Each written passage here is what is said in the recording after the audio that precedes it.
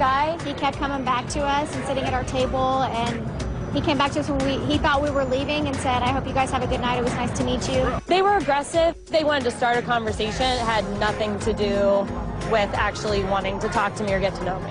He definitely gave me a couple compliments, acted like he was interested. I would maybe go for him, but he's not usually my typical type.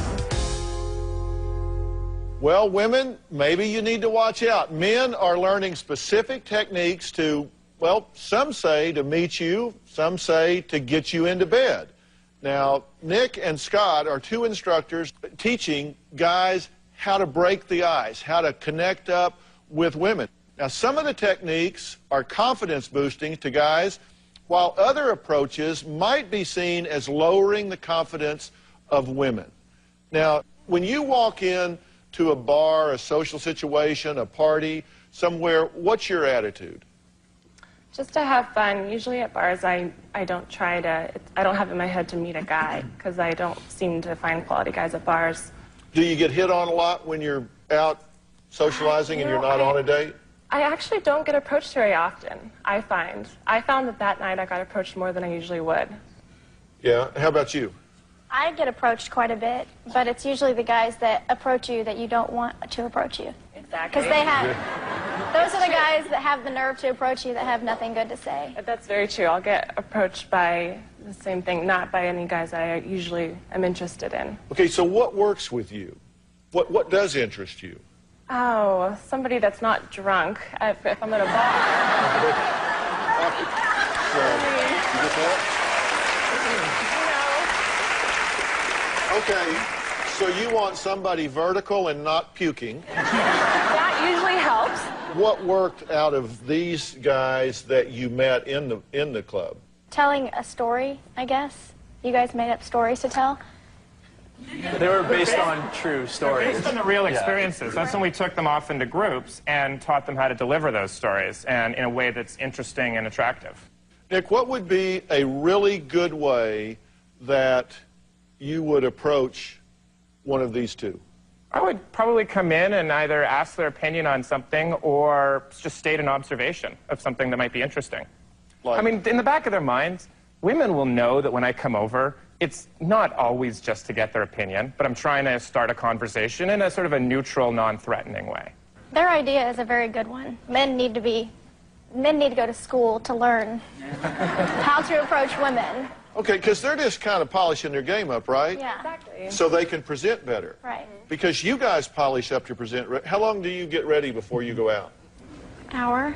An hour. Okay, you'll spend an hour like doing your hair and makeup and picking your clothes and all of that kind of stuff. So you're going out to present as well. Right. So what actually worked on you? Well, he talked about our hands, and how our fingers were long and short for a reason. I don't know, that caught my attention. It's a routine that we use to basically, once you open, you have to keep talking at some point. So usually we have observations that we can make that have sort of been tested in work, and then it begins a whole other conversation that makes it seem natural to stay there, even though what you talked about before, the opinion or whatever, ran out. He made it interesting, so we would ask questions and get more interested in him, but he never really talked about himself, which wasn't a good thing. Okay. What worked with you? When Charlie came over and started with the story, and I was immediately interested, because he wanted to know my opinion, and it was just a great icebreaker. I've never been approached that way before. Usually it's, you know, come here often, or wow, you're beautiful, and it's like, oh, I've heard that. But this was different, and definitely all of our attention, we all wanted to know the story, and it was kind of nice that he wanted to hear our opinion, and he was a good actor. I really believe he wanted to know my opinion. Yeah.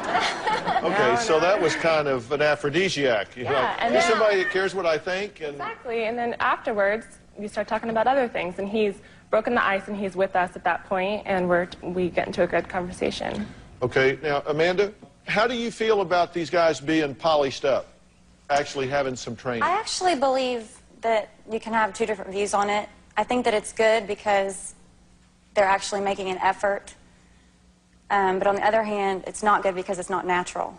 Do you worry sometimes that if there's like a really nice guy that just doesn't have the social skills, that you might miss him? Whereas if he learned how to engage you, you might discover somebody that you would have missed otherwise. Right. Or He's do you trying feel to show tricked? his true self, but he just doesn't know how. You said it's not natural if they're kind of running a routine, or Right. they're running some plays that they've learned that's In some not ways, natural. it might not be natural because it didn't come from them. Someone taught them how to do that.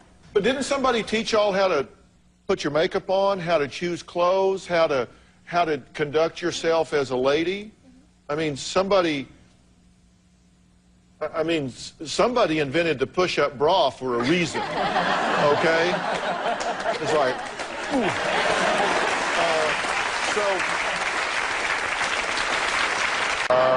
thanks to all my guests today. For more tips on all of this and how you can be aware of what's going on in your social world, go to drphil.com. We'll have some points. Thanks a lot.